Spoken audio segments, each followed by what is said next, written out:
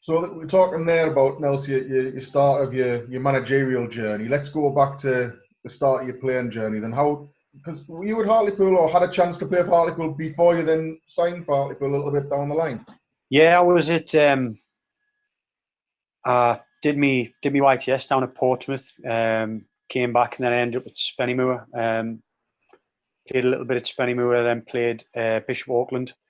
I think it was when I was at Spennymoor before I went to Bishop Auckland. I went in, Chris Turner was the manager. And I actually went and played a game at the Riverside at Cheshire Street against Newcastle Reserves. So I played for the Hartlepool Reserves against Newcastle. Brian Honor was doing the game. Right. So I knew Brian previously anyway, and I knew Brian liked us. So I went in, we played against Newcastle. I'm sure they just signed, I can't remember now, they just signed some foreign lad who paid a bit of money for him. And I played in that and did well. Got good feedback from it, but then Brian got back to us, and Chris didn't want to do anything, didn't want to go any further, and that was that. And then 2.5 years later, they had to come and buy me from Bury. So I got there in the end, but yeah, I had a chance, but it was one of them things where it just wasn't to be. Right place, right time. It was not. So just had to go a different way and do it a different route. Because then, when you signed for Hartlepool, I think you signed officially the same day that Neale Cooper became manager. So who actually signed you for Hartlepool? I had a lot of communication with Tommy Miller, right. Who was chief scout at the time. Tommy played a part in taking us down to Portsmouth as a YTS at 16. I think he was doing a bit of work for them at the time. So I knew Tommy for a couple of years. I think he was the one who got us in for the reserve game as well. And then obviously, once I went into Bury and played, I think I played 85 games or something like that, sort of established myself, and I think that sort of vindicated Tommy's feelings from 2 years previous. And the club backed him to go and do it, and me and Neale signed on the same day. Now, so what was the first time you met Coops? What did you think of him? Like, literally the first time. I'll tell you why I asked, because I remember going down the ground when he was unveiled, and well, that'll be in the same day. We were there the same day. So they did all the press, and then he was like, "Mickey, come outside, son. We'll have a little chat." So we'll walk around the pitch. And he's like, "Good." He went, "Yeah, I've heard that you get it right back and you get out your feet and you knock it straight into the stand." And I was like, looking at him, and he just burst out laughing and then just walked away from us. And so I was thinking, I don't know what to say to him. I don't know whether he's having a joke with us or whether he's being serious. And he just kept laughing all the way around the rest of the pitch. He kept looking at us and just laughing at us. And my first impression was, this guy is either nuts or I'm not going to be here very long. I was definitely the first one. It was just, obviously we're both signed on the same day. He had no input into me signing, I wouldn't imagine. It was crazy. We just had a little bit of banter about it, really, about us signing on the same day, and like not really knowing a great deal about each other.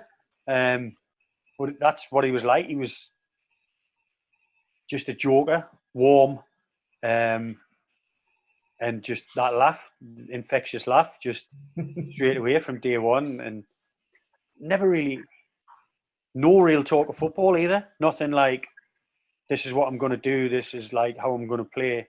Just like cracked a few jokes, and that was it. See your first day of pre-season.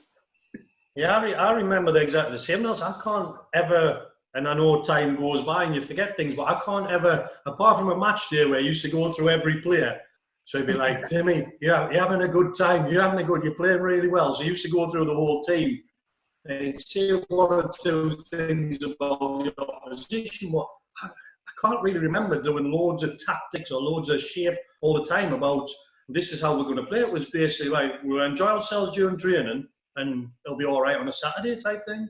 I remember the first pre-season, we did a lot of 11v11s pre-season, but without really any stop-start detail of this is what I want you to do here. It was just literally mix the teams up in 11v11, and I think that was purely just to let him have a look at the lads, really, to try and pick out what his starting team was going to be.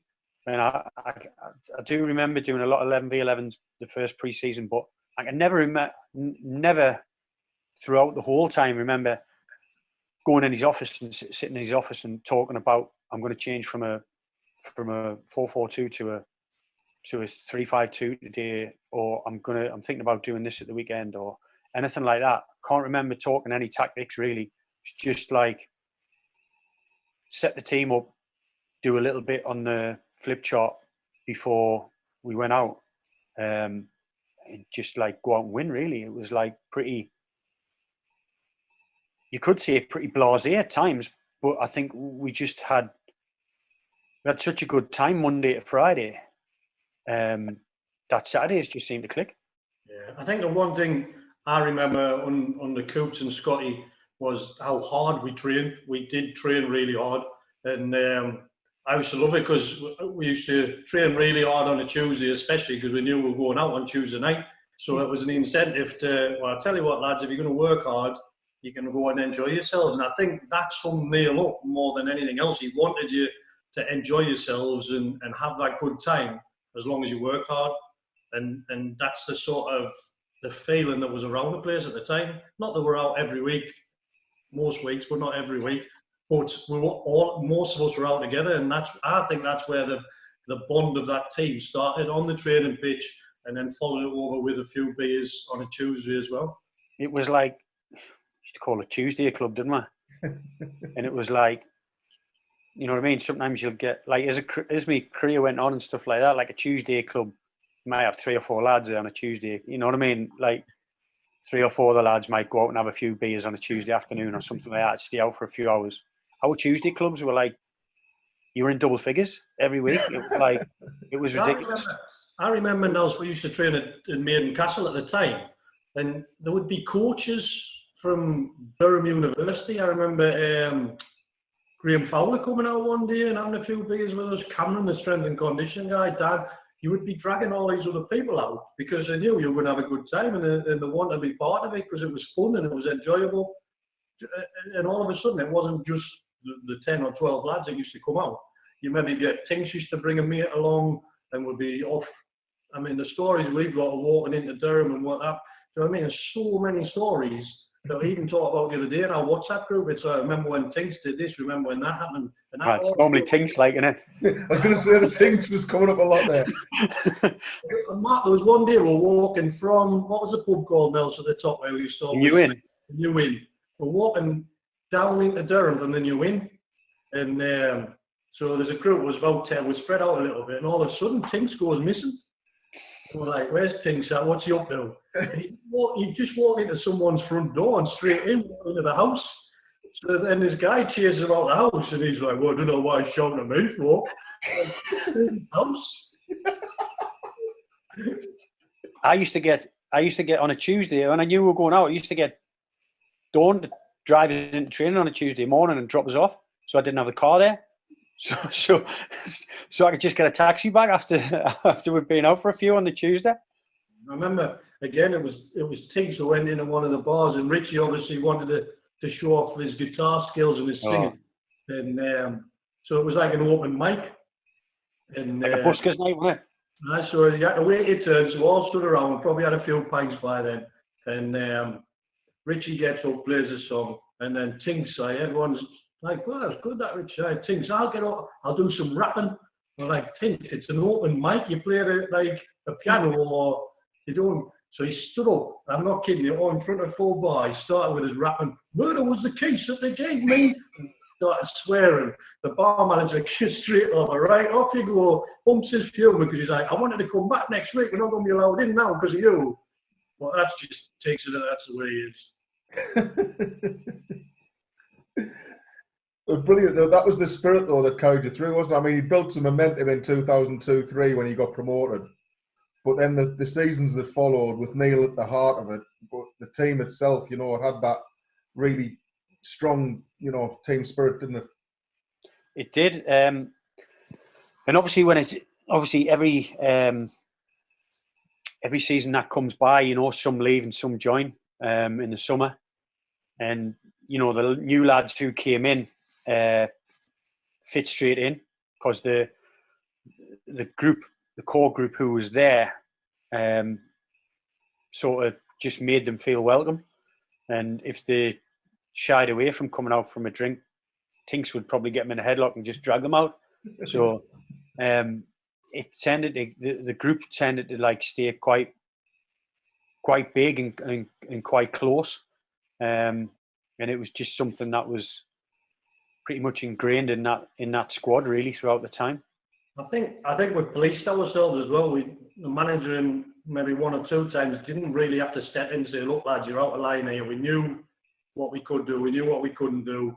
And like I said, that if we're off on a Wednesday, that Thursday training would be 100% again. So we knew that he could trust us to do that. It wasn't a case of, "Well, I'm staying standard slip because you're enjoying yourselves." And I think that just kept building and building. Like Nels said, you added another player that gave you something different, and the momentum just kept building and building throughout that time. How much did it help you, Nels, as a brand new player coming into a successful squad to score that goal from 65 yards on your debut? What an unbelievable day that was. Coops looked like a match at the end of the day with his head. His head was bright red. Never seen a man sweat so much in my life. It wasn't the only time I've seen him sweat, I know that. Oh, he had a white shirt on which was see-through by the end of the game. Kept asking Doggy for a towel. It was just unbelievable, and just the way it happened. 4 debutants as well to score. Yeah. It's not bad for a manager in his first game, and 4 debutants have scored a goal each to win 4-3 late on in the game. And I think that gave everyone belief that we could cope at that level, because it was it was a step up at the time, and pretty much I don't think probably one of the favourites to get relegated again. And to go to a place like that on the opening day in that heat and put in such a good performance after being behind as well, a couple of times. It was just unbelievable, and that just sort of spurred us on and gave us that belief that we could go and get results at difficult places to go. And then obviously the home form was unbelievable as well. Shirt off and everything, Nels. Shirt off. Looked like Casper the Ghost. No, it was unbelievable. Managed to. He's not the biggest of lads, but shoved Paul Robinson out the way to get onto it. But yeah, it was just a brilliant day all around, and great memories. Those couple of seasons must have just been, like you say, we were winning games, you were having fun. It must have just been a pleasure to be. I mean, even I wasn't involved in the squad, but I can remember, I'd wake up in the morning and couldn't wait to get to work to find out what on earth this mad Scotsman was going to do today at Hartlepool. But for you lads in the dressing room, just with your mates playing football and also winning games and getting to the playoffs, the playoff final, all of that went with it, it must have just been a pleasure. It was, yeah. You look back at it now, and I think at the time you don't really take it in because you're having that much fun. Yeah, I agree. You're going in and you train. You like say you have that much fun, but you're working for it as well. Like Mickey says, every training session was full on. Like you knew Mondays were going to be tough. It was none of this like now. you can't run them you can't work them on a Monday because we've played 90 minutes on a Saturday. Yeah. It was like Monday and Tuesdays especially was like a pre-season day. And then if you knew you'd been out on a Tuesday, your Thursday session was going to be tough as well. So but you just don't take it in at the time because you're pretty much just floating along, enjoying it so much that it just becomes going in, training, having fun, seeing your mates, going home, and then going on a Saturday and winning. And basically that's what it was like. Yeah, and then top it off obviously with Cardiff. We didn't get the result, but what a period of time that was. I know Mickey did his video diary, and it always stands out in my head. I always think when I watch that video, you say, green and white lines like everywhere else, Mick. that was your. But at the time, Good one as well, didn't he? Blasé about it, but it was an amazing occasion, I imagine, for everyone. Yeah, I mean, Mickey was up and down the coach and everything with his little camcorder. Still got that camcorder. I thought you were trying to log in on it tonight. It took you that long. I thought you could do what it was. No, but it was good. You know, it was like obviously went there the day before and had a look around the stadium, and like you say, used to see it every game we used to go to, every stadium we go out on. You get there and you go out and you let the kit man set up, and everyone says, "How are we going to have a look on the pitch?" And then you'll come back in and one of the coaches will go, "What's it like?"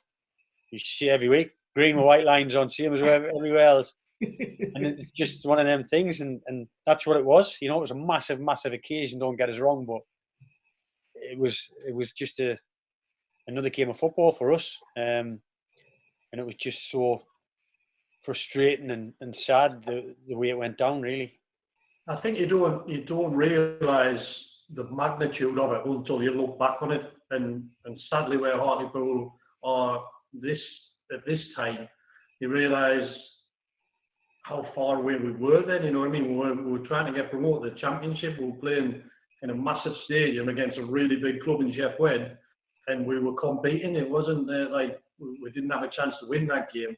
And I mean, my biggest memory is when you look back and I just remember driving to the ground and seeing all the Hartlepool fans, and it's like when I was little and watching FA Cup, you see the bus pulling up. You know what I mean? It sent shivers down your spine, and it was just the feeling of how proud you were, and then you see your family there, and you see all the crowd when you're warming up, and once a game kicks off, like Nell says, it is a game. You don't really understand the surroundings anymore because you're just playing a game. But I remember that time before the game thinking, you know what, this could be as big a game as I ever played. But leading them out, Mick, I mean, I know your memory's notoriously bad, so I'm pleased you can remember at least some of it. But leading them out, that must have been such a buzz. It must have been you did a lot of good things at Hartlepool over your career, but that must be the pinnacle. Yeah, I think it has to be. But as usual, I can't really remember. I remember leaving the tunnel, and I remember walking out onto the pitch, and just remember how hot it was. I just felt that instant heat.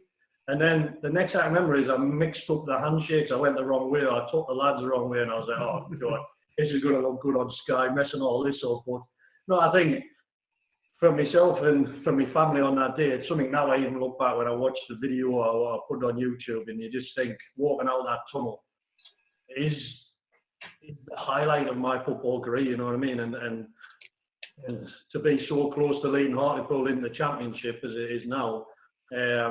Will it ever be done again? Will anyone ever get that opportunity to do that? And that fills me with immense pride. It was obviously by that stage we were at the Millennium Stadium. Neale Cooper had left, hadn't he, a couple of weeks earlier.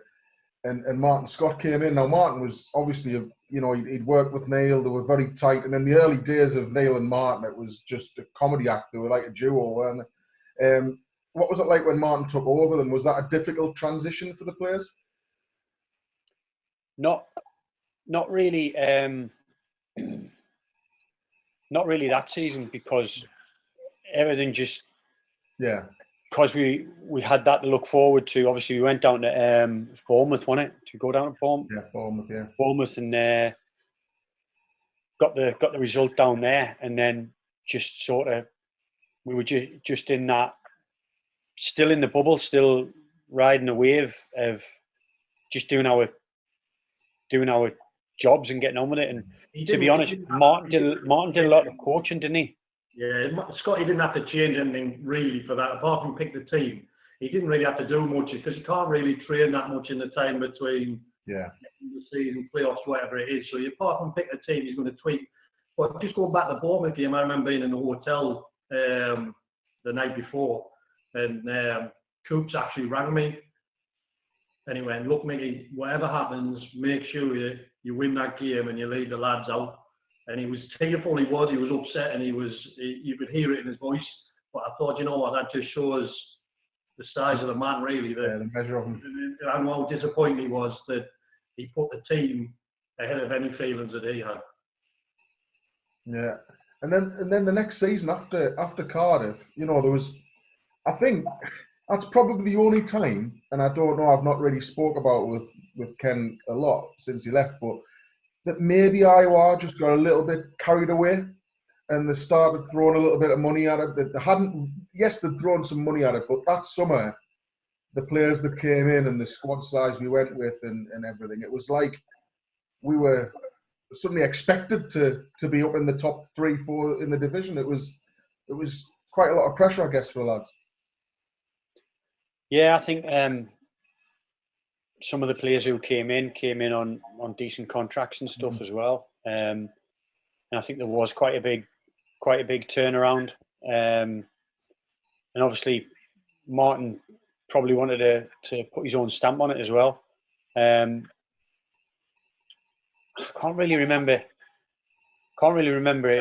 tactically whether we changed that much or whether it was just personnel and everything, and it just didn't click. I'm not sure really, but for some reason it could have been the pressure. It could have been the, being in the playoffs 2 seasons in a row. All of a sudden, everyone's knows about you now. They're wary of you. It wasn't just a fluke that first time round. It could be a combination of things. I think you've got the fact as well that now this was Scotty's team. This wasn't Coops' team anymore that Scotty was leading. This was Scotty's team, and now Scotty had to show everyone how good he was as a manager, what he was going to do. And Agus came in, and Agus obviously brilliant coach, but now Scotty stepped up into the role where, and I only did it for 2 or 3 games, where every single person is looking for you for an answer. Yeah. And then all eyes are on you. And I think that was the start of when that's Scotty's team, and a lot of pressure comes with that, And I know, speaking to staff, that Martin was so determined that he wanted to do really well, and he wanted to be in charge of so many different things. Everything, yeah. He wanted to tell the physio, look, this needs to be, and I really do believe he was doing it out of a good place. But I think it's hard when you're the manager not to let other people lead their departments, and I think that is a really a lesson that can be learned. You know what I mean? That if a physio is a physio, you've got to try and let him lead that. But I do really think that it was done because he was so determined. He wanted everyone to be professional and to be a winner and get things the way he wanted. Mm-hmm. It was a hard season, wasn't it? You kept on expecting there to be a turn. They kept on expecting, because this team shouldn't be doing so badly, but it was just, floating towards relegation the whole time. I think we went to Colchester away, and I was thinking, oh God, we're going to get relegated. I think Darren Williams got sent off for something, and I was like, that was the first time when I really thought, we're going to get relegated here. It's just not going away. It was just hard to, once you get into that form, I guess, like good form, you get into a losing habit as well. It is. You speak about spoke about before, going in and enjoying your training and not really taking it in because you're in that bubble and you're just going in, having fun, enjoying it and winning every week. And then when you're at the other side of it, it's a grind going in, like trying to dig you. And when you're one of the players and you've got the type of personality of trying to pull others through it as well, you're trying to go in and do your job. A bit like Martin as well, like Mickey's just said there. He's so determined to do well. Mm-hmm. He's trying to do more than what he should. And I think that some players probably did that as well. You're trying to do your job, but trying to pull everyone else through it, trying to keep everybody else upbeat and give everyone else a bit of hope. And maybe that takes a little bit out of you, and takes a little bit of the good percentage out of you, trying to pass it on to others, where sometimes do you be a little bit selfish, focus on yourself and try and lead by example. There's no right or wrong. There's just trying to figure it out at the time. And for that period, we just couldn't figure it out as individuals or as a collective group. Yeah, I remember we were training one day, and I can't remember where in the season it was, but we're having a practice match, so you needed 22 players to play a practice match. And I'm not going to tell you the player that was left out, because I don't want to put their name in it, but there was an experienced, good player left out of the 22. And it was almost like it was done to say, look, I'm in charge here. And it was just little things like that where you thought, you know what, you didn't need to do that. You didn't need to stamp your authority in that way. And that sort of, you could feel a sense of it, that there was an uneasiness about the place. It wasn't like it had been. There wasn't that fun factor really anymore. There was people having arguments and people falling out with each other, players falling out, staff falling out with players. And I don't know, I remember looking back and thinking, you know what, that wouldn't have happened the 2 or 3 seasons before that. You talk about arguments and fallouts. Of course, that season was famous, I guess you could call it, for a bust-up in the dressing room. And people have often talked about what went on in there. I mean, what, we're 15 years on, they're 14 years on now. I mean, was it just a normal thing in the dressing room, or what went on in that changing room? It was Nelson's fault, because he had a horrific touch, and I ended up getting sent off because he had a bad touch. That's where it all started. Right, wasn't it? No, it was.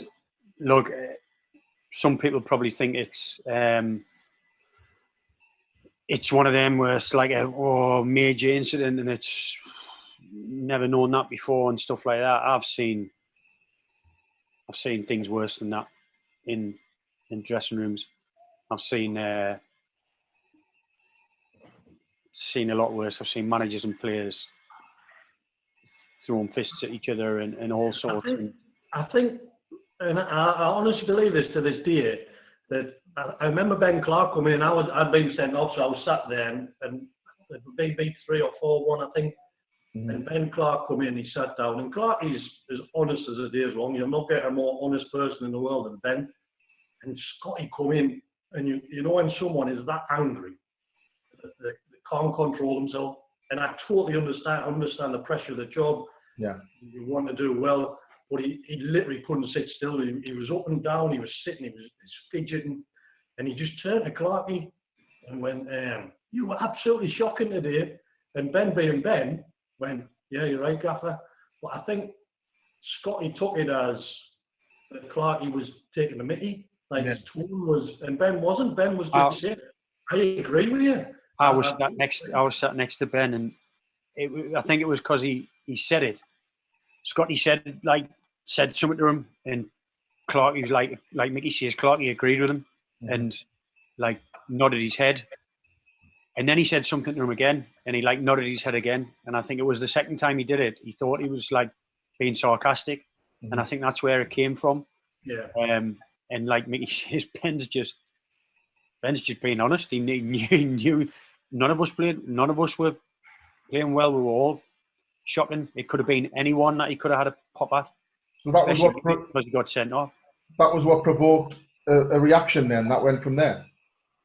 Yeah, and to be honest, like Nell said, it could have been anyone. He could have, and if it might have been me, and I might have gone, I disagree with you. Whatever, I don't think it mattered what was said at that time.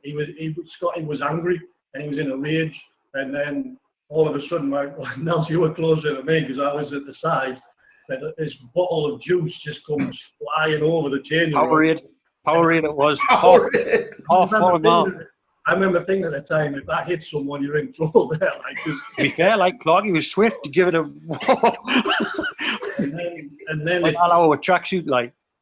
That's when it kicked off. I think Tink stood up and was like, "You're out of order there. You can't do that." And I remember, I think it was Daz Williams. Nels had all the Scotty, Daz and I think might have been Big John there as well. Big John did.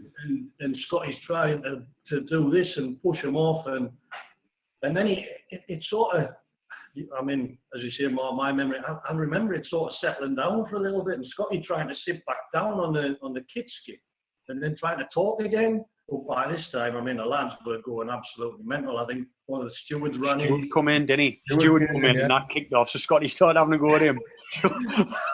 Just starting to calm down, and he come bursting in with his big I remember the steward come in, and Scotty told him where to go in no uncertain terms, and the steward turned around and went, "Who's he talking to like that?"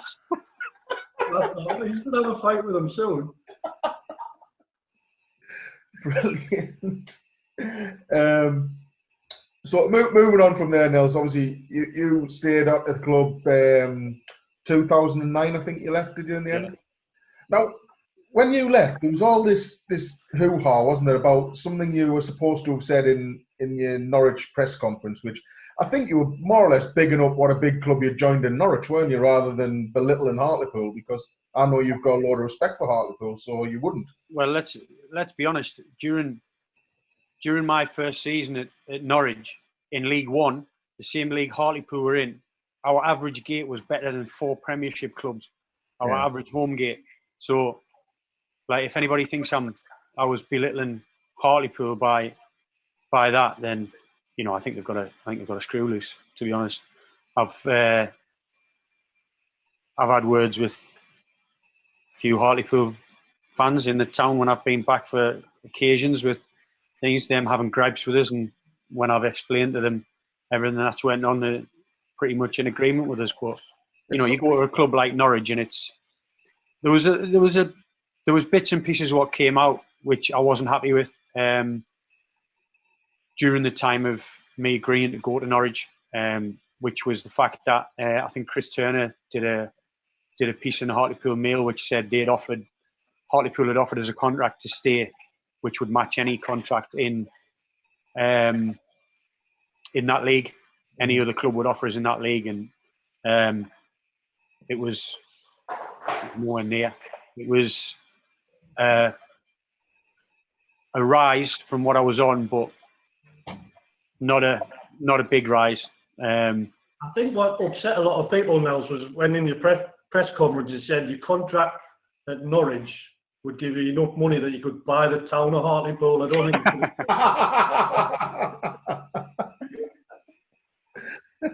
No, but that's what upset us with Chris Turner. I got that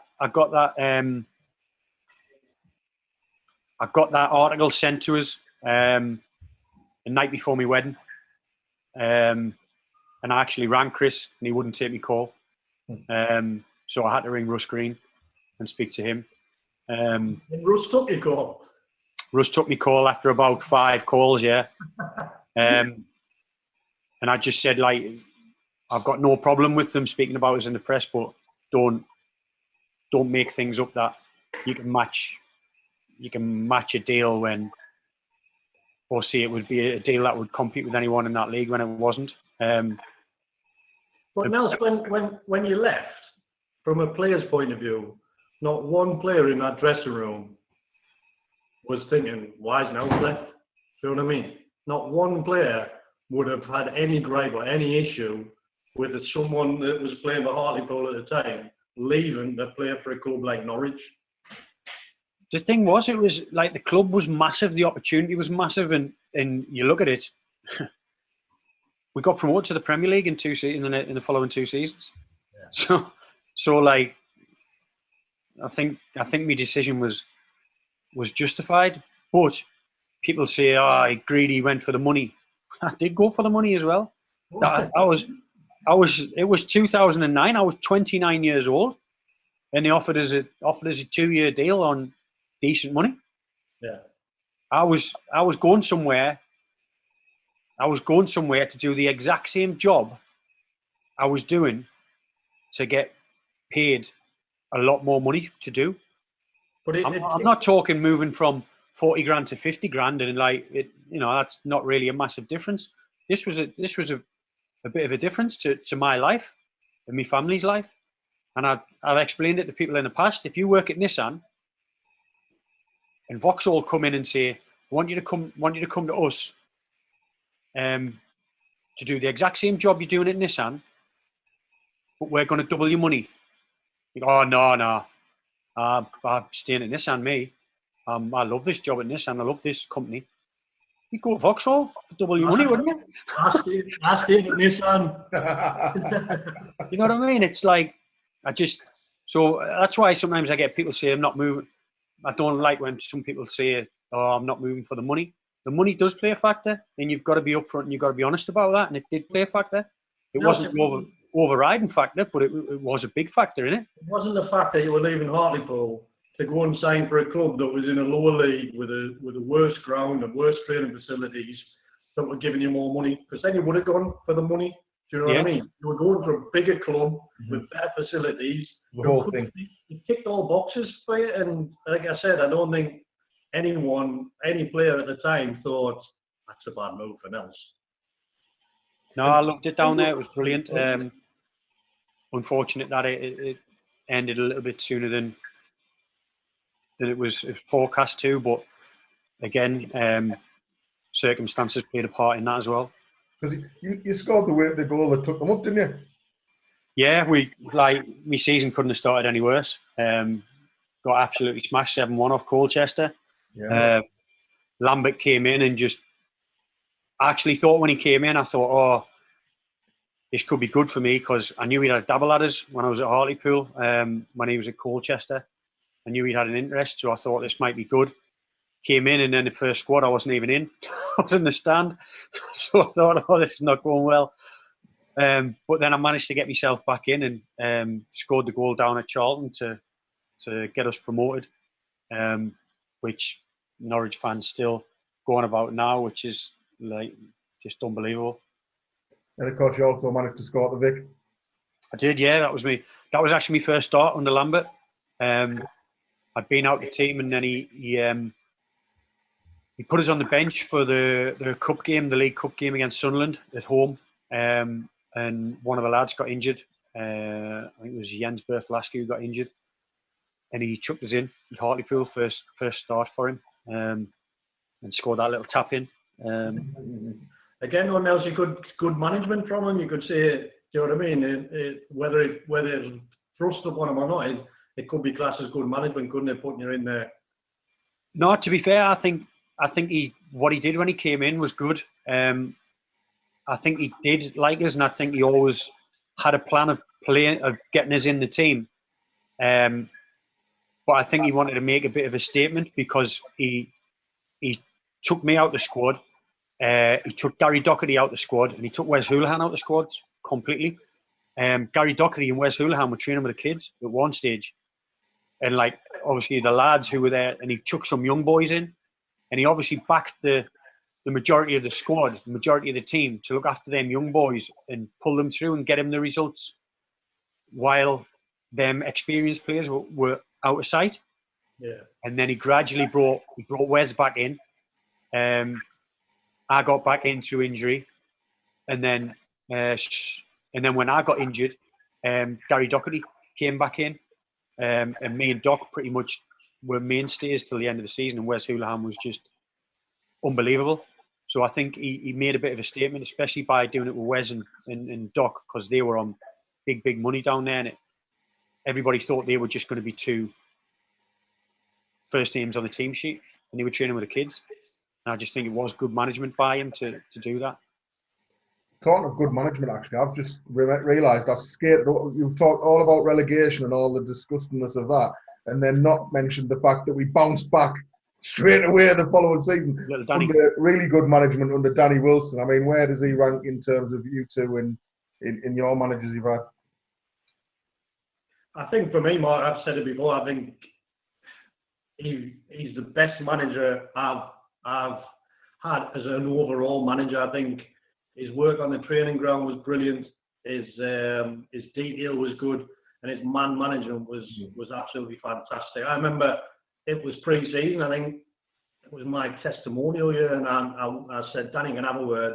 And I looked at the team and I thought, you know what, I'm not going to be playing much here. So I went to see him and I was like, Danny, look, I'm not the type of guy that can just sort of sit And so I was like, I would like you to choose someone else as captain. Mm. And he went, why would I do that? He said, you're the captain, and you'll always be the captain while I'm here. As long if you play, and you're captain, end of. And I thought, and I was relieved in a way because I didn't want someone else to be captain. But it was just little things like that. I remember going in, and I always remember a few of the other lads coming out, going in, right, I'm going to tell him this, I'm going to tell him that, I'm going to tell him I should be playing. And I'm going to cause a riot in his office. And come out in a proper calm and mellow. And only when you work with Danny, you realise what he does. Because he says, you'll go in and say, Gaffer, why am I not playing? Which is the player's first question always. And Danny used to turn it around and say, well, you tell me why you're not playing. You tell me why you think you're not playing. You might say, well, my passing's been a bit off, my crossing's not very good, my defending. And you turn around and go, well, Mickey, just work on those three things for us in training. If you can improve on them things, you'll probably get back in the team. So he's not giving you any negatives. You've told him what he was going to tell you, but he hasn't come across as a bad guy.